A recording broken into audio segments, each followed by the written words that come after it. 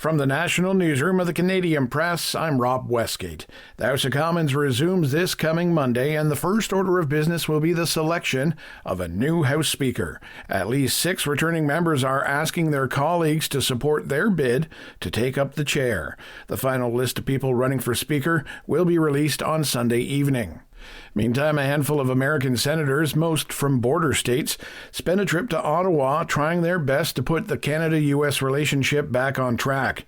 At a press conference at the U.S. Embassy, Democrat Tim Kaine says he's not going to change Trump's economic policy, but market conditions might, or an upside opportunity. And we see huge upside opportunities in defense, for example. We met with Minister Joly, and we said if you wave a magic wand and all tariffs are gone, like what are the critical sectors? AI, defense, energy.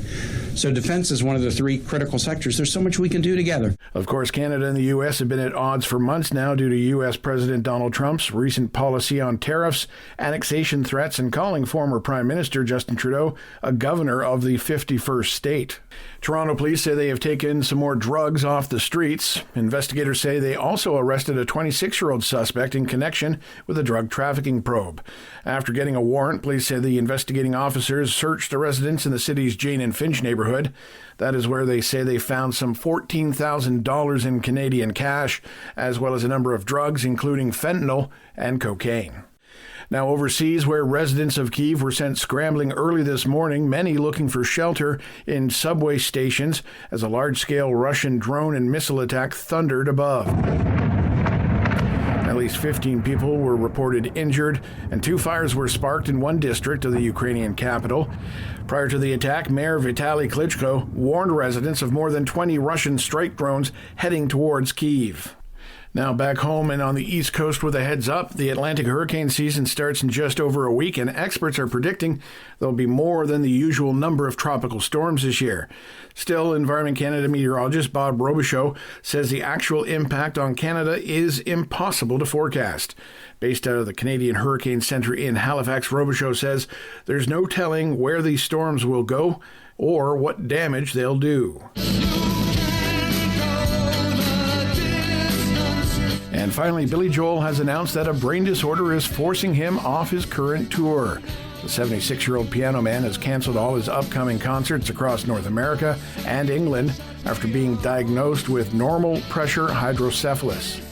Its symptoms affect brain-related abilities, including thinking and concentrating, memory, movement, and more. Tickets for all the shows will be refunded. This is the Canadian Press. In sports, the Edmonton Oilers have drawn even with the Dallas Stars in their Western Conference final. Connor Brown scored after getting hit in the mouth by a skate. Stuart Skinner made 25 saves for his 3rd shutout of the postseason, leading to a 3-0 Oilers victory in Game 2. The Medicine Hat Tigers topped the Rimouski Oceanic 5-4 in the first game of the Memorial Cup. That, of course, is Canada's major junior hockey championship. The Bats, they were not working for the Blue Jays. Drew Rasmussen pitched 6 scoreless innings and a 4-hitter as the Tampa Bay Rays beat Toronto 3-1. Now, Toronto had entered the contest following a 3-game sweep of San Diego by a combined score of 24-6. The CFL's Winnipeg Blue Bombers have signed star quarterback Zach Collaros to a 1-year contract extension through the 2026 season. And Ben Griffin shot a 7 under 63 at the Charles Schwab Challenge. Adam Svensson of Surrey, BC was tied for 28th at 3 under. Ben Silverman of Thornhill, Ontario tied for 49th at 1 under. From the Canadian Press, I'm Rob Westgate. Thanks for listening. Don't forget to follow and subscribe. For more of today's top stories, visit thecanadianpressnews.ca.